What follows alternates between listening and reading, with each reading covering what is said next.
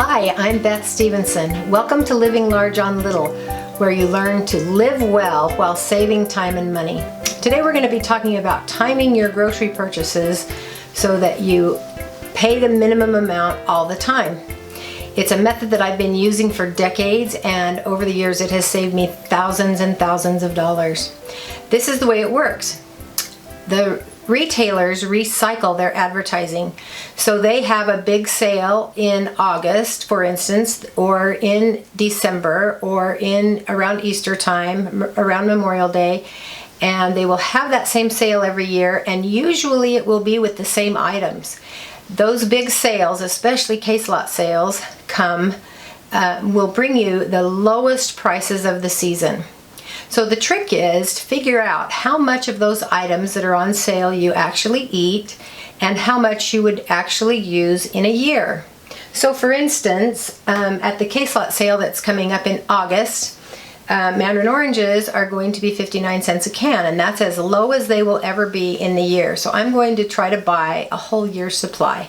And that way they're on hand all year long, and I can be fairly confident that about the time that I run out, they'll be on sale again. You should plan to get things like tomato products, pasta, things that don't perish, things that will keep a long time in a case. So at first, when you start doing this, it costs more because you're buying a bigger supply and you're still buying all the things that you usually buy. But as the year goes on, you'll spend less and less and less. Another element to this plan is that you keep things like rice and pasta, dry potatoes like mashed potato flakes or some sort of dry potatoes, beans, oil, sugar, tortillas, all of those staple things that are sort of the basis of a meal but don't make a meal all by themselves, on hand and very well stocked so that you never run out of those, so that you can choose a menu and you know that you're going to have the staple item that you need for it.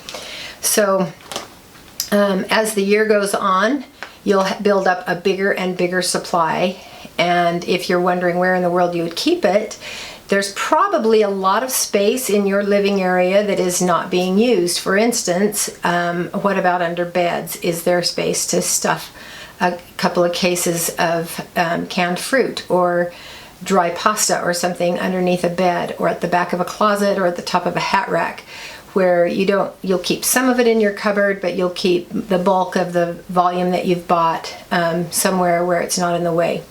If you're lucky enough to have a big pantry, then there you go. You've got room for all those cases, and you'll also be able to monitor how much you have left. So another element to this thing is that meats will go on sale sometimes for really good prices, but most people don't have a way to take care of those meats, to handle it or store it. You can't put a year's supply of meat in your freezer usually. So you buy an electric pressure cooker and you buy some mason jars, and you can bottle meat very easily. I've posted another video about that, showing you exactly how to do it, but it's super easy, and you can buy meat at its absolute lowest price in the year. For instance, I recently bought a boneless pork roast for 99 cents a pound. So I bought a whole bunch of it and prepared it to use for pulled pork sandwiches, to put it as a burrito filling.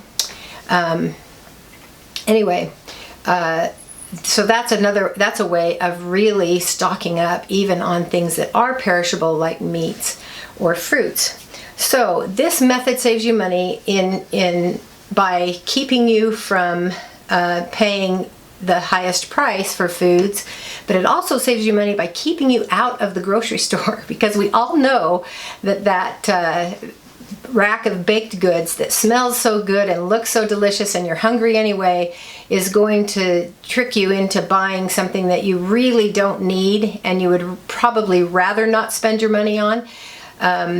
And so that it will cause impulse buys to be much less frequent. So you'll stay out of the grocery stores, and you'll always have what you need for your regular menus stored up by the end of a year. And then as the sale comes around again, you do the same thing and you stock up. And so by the second year, you're never running out of those staple goods, and you're all set to pay the lowest price possible. If you appreciate this little bit of advice, feel free to share and feel free to subscribe. Thanks.